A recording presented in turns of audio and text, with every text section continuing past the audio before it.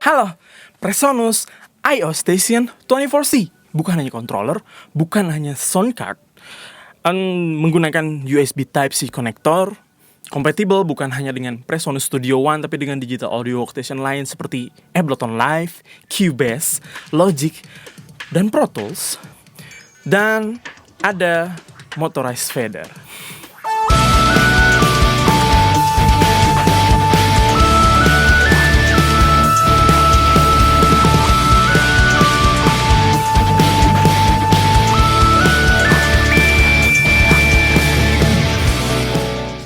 Lagi-lagi saya ketemu dengan gear ajaib. Pinter sih kalau kata saya. Presonus menggabungkan Studio 24C sound card dan fader port, satu alat yang cukup revolusioner karena dengan bentuknya yang relatif kecil, berisikan central controller kita terhadap digital audio workstation, baik ketika kita mixing, editing, bahkan recording.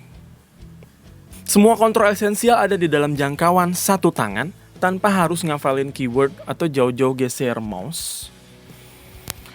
Ya, geser mouse buat nyari-nyari menu.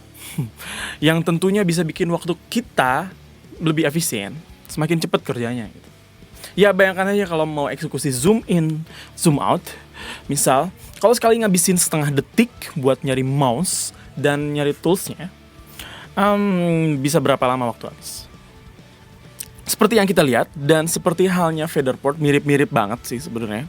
Bedanya ada dua section. Section sebelah kiri di sini adalah section dari controllernya, dan section sebelah kanan satu baris ini adalah section audio interface atau sound cardnya. Fungsi esensial seperti transport control, ada start, stop, rewind, fast forward, loop, dan dua kombinasi rewind dan fast forward jadi return to zero ada di sini.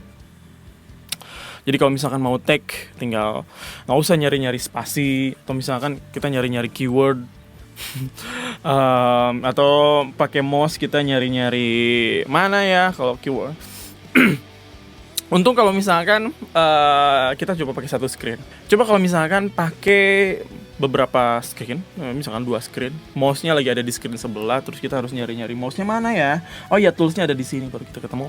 Itu butuh waktu yang butuh waktu lah, butuh proses gitu. Tapi kalau misalkan kita udah tahu, apalagi di sini bentuknya besar si play-nya dan play dan pause ya. Play dan pause ada stop ini beda. Jadi maksudnya kalau misalkan play dan pause dan stop ini beda fungsinya. Kalau misalkan kita biasa pakai spasi di keyboard gitu, di keyboard laptop ya maksudnya. Kalau di play dan pause ini, ketika kita play dan ketika kita pause, maka dia akan berada di titik terakhir di mana materinya di play, projectnya di play. Dan kalau stop, ketika kita play dan stop, dia akan kembali lagi ke titik awal ketika si projectnya di play. Bedanya adalah di pause dan stopnya. Kalau pause itu berada di titik terakhir, yang biasanya kalau misalkan kita mau seperti itu, kita bisa klik kanan di play menunya. Di play menunya di sini ada return, start, or stop. Maka ketika kita tekan spasi di keyboard, maka dia akan pindah langsung ke titik pertama kali di play. Tapi kalau misalkan menggunakan ini dua, jadi kita bisa pindah dengan gampangnya gitu. Dengan gampangnya pindah mau ke play, mau ke titik terakhir atau mau titik awal. Itu gampang banget gitu. Tinggal kalau misalnya titik terakhir, saya tinggal tekan pause yang bersatu dengan play. Kalau mau ke titik awal ketika di start, maka saya akan tekan tombol stop. Seru kan? Lalu yang di paling atas ini nih, ada tombol solo, mute, record arm, dan ada juga di bawahnya ada automation control, ada touch, right, and read. Dan di sebelah sini ada bypass. Jadi bisa bypass efek langsung dari sini. Jadi kita nggak perlu nggak perlu nyari efek yang mana ya. Pokoknya efek yang nyala aja. Bisa langsung dia bypass. Oh ya, yang fungsi-fungsi itu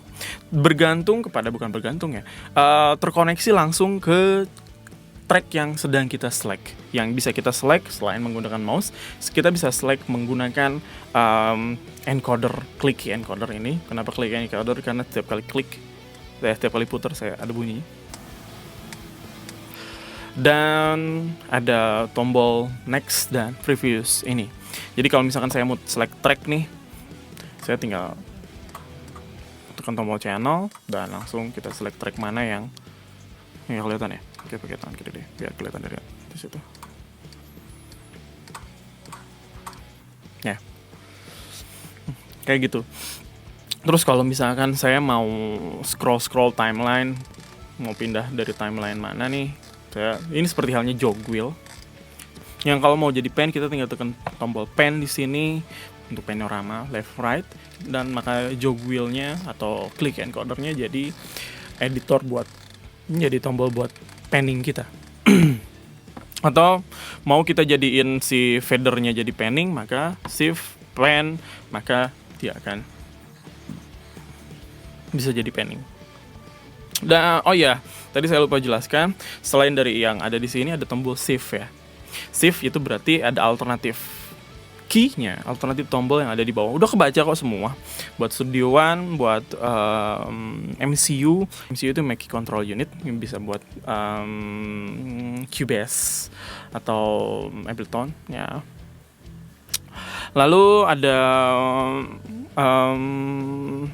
lock channel. Jadi di bawah channel ada lock. Jadi fader ini kita bisa fungsikan untuk mengunci hanya di satu fader yang kita inginkan, meskipun kita sedang berpindah track. Misalkan kita pindah track yang gerak hanya track yang itu, track yang kita tadi. Ini saya snare bottom, kita mau pindah juga dia ada terlock. Jadi misalkan kita lagi edit pindah track yang lain, kita nggak akan hilang. Misalkan kita lagi fokus ke satu track, terus kita takut bukan takut ya, kita hanya akan mengubah suara itu aja levelnya, maka meskipun kita pindah track, ini nggak akan berpengaruh. Channel lock. Nah, ada lagi link. Nah, fungsi link ini seru sih kalau buat saya, karena kita bisa menggerakkan tombol apapun yang ada di sini. Bukan tombol sih sebenarnya, mau itu fader di konsol misalkan. Tekan linknya ada, misalkan saya lagi channel yang ini, maka dia akan gerak. Panning juga dia akan gerak juga. Bahkan VST bukan hanya VST bawaan si Studio One ya. Jadi kalau misalkan saya mau ini nih, ngatur threshold di FG 401 di Slate Digital Effect, ini tinggal klik pakai mouse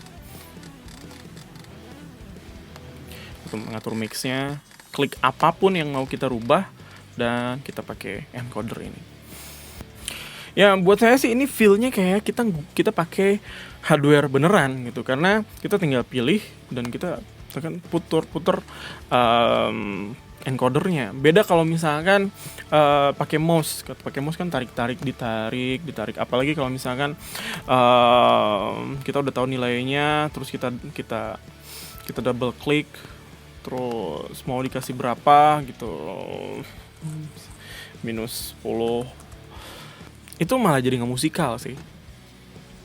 Selain daripada yang udah kelihatan di sini, ada master ya. Jadi si encoder ini bisa jadi buat level master kita.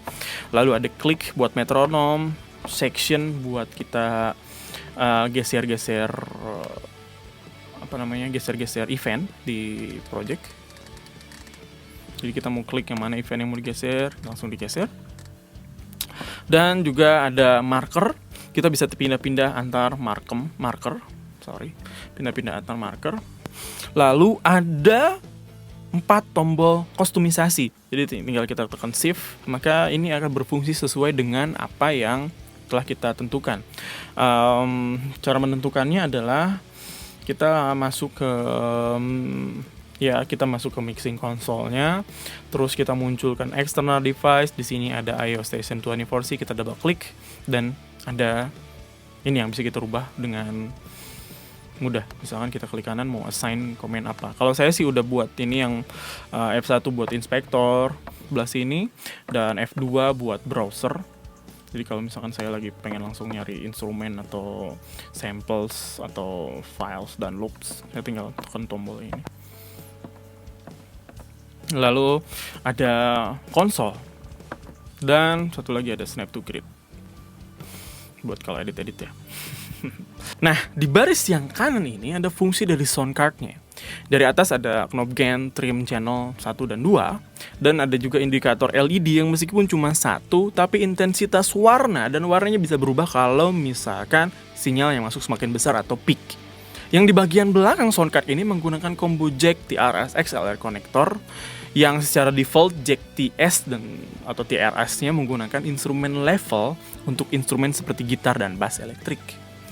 Dan yang kalau pengen jadi line level tinggal tekan tombol line nih, tombol yang ini. Untuk alat seperti keyboard atau mungkin drum machine atau drum elektrik misalnya. Nah, udah ada juga phantom power 48 volt untuk microphone condenser. Lalu di bawahnya ada komposisi level untuk direct monitoring dan playback dari internal komputer kita atau laptop kita. Dan ada headphone level di sini, headphone knob dan level dari left right buat kita ke speaker output. Dan yang jarang ditemukan di sound card ada tombol mute. Jadi kalau misalkan kita mau rekam vokal nih pakai headphone kan, gitu, tinggal tekan tombol mute aja, jadi speakernya nggak bunyi. Jadi yang bunyi ya karena kalau misalkan dibunyiin gitu kan, speakernya bunyi, maka bisa jadi looping dan feedback di mikrofon. Ini suaranya nggak jelas kan.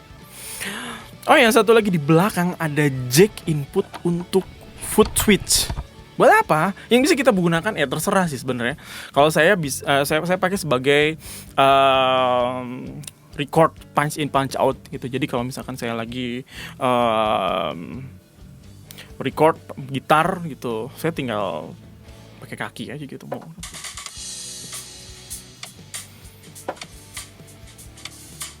Kalau kita stop gitu, kalau misalkan kalau kita stop gitu, start stopnya ya hands free lah gitu. Sebenarnya fungsinya bebas sih. Ada juga yang pakai sebagai cuma start stop aja. Ada juga yang pakai buat talkback misalkan ya. Yang fungsinya bisa di kustomisasi melalui yang tadi, melalui external device, double klik di iOS Station 24C, ada foot switch di sini yang paling kanan. Itu bisa berubah. Nah, semua tombol dan knobnya ini saya suka sih ada dalam jangkauan satu tangan. Makanya setup saya biasanya iOS Station ini ada di sebelah kiri dan laptop atau misalkan mouse atau touchpad ada di sebelah kanan. Jadi yang buat klik-klik yang fungsi-fungsi yang lain misalkan, tapi kebanyakan saya pakai tangan kiri. Misalkan saya lagi nyari sound terus atau untuk start stopnya gitu, keyboard di tangan kanan dan iOS Station di tangan kiri. Jadi udah refleks nih, udah tahu oh ya kalau misalkan mau mute, oke, kita nyari tombol mute-nya, nggak perlu lihat. Dan kalau misalkan kita mau pakai handphone, kita tinggal levelnya, terus kita mau ngatur levelnya segimana. Ya asik sih. Mau solo gitu, lagi mixing mau solo track, mau mute track dengan mudahnya gitu. Nah, spesifikasi soundcard, kalau saya lihat dari comparison-nya sih, preamp yang digunakan iOS Station berbeda dengan Presonus 24C. Yang meskipun tadi saya bilang itu gabungan antara 24C dan Featherford. Yaitu ternyata dia pakai X-Max, sama seperti di Studio 68 dan Quantum Series yang katanya memiliki kualitas yang lebih baik. Yang di Studio 24C hanya menggunakan X-Max L. Satu kelemahan sih buat saya iOS Station ini adalah power source ya, memang karena dia menggunakan adapter yang kalau seandainya kalau pakai USB power saja tentunya akan lebih portable, apalagi buat saya yang sering nggak di studio dan dikejar deadline ya. Tapi mungkin itu karena preamp dan motorized fadernya yang dia butuh power yang lebih daripada sekedar power dari USB bus power gitu kan. Dan satu fitur request, kayaknya kalau ada versi multi out misalnya 4 channel aja, itu bakal lebih asik. Saya request ke Presonus deh. Iya, karena Bisa saya pakai buat perform, buat live perform. Dua, ya output yang lain saya bisa pakai buat cue dan klik saya, dan output yang utama left right-nya buat ke audience gitu. Asli lah. Tapi kalau misalkan cuma dua, atau misalkan mungkin bisa dipakai buat kalau lebih dari 2 channel, yang 2 channel itu buat reamp atau loop kita, kalau misalkan kita mau pakai prosesor yang eksternal, itu kayaknya lebih asik lagi sih kalau. Boleh PresaUnus ya. Oke, terima kasih udah nyimak. Jangan lupa buat subscribe.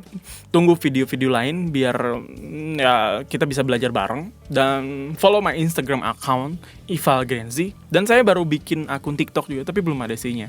Follow aja ya. Sampai ketemu. Assalamualaikum.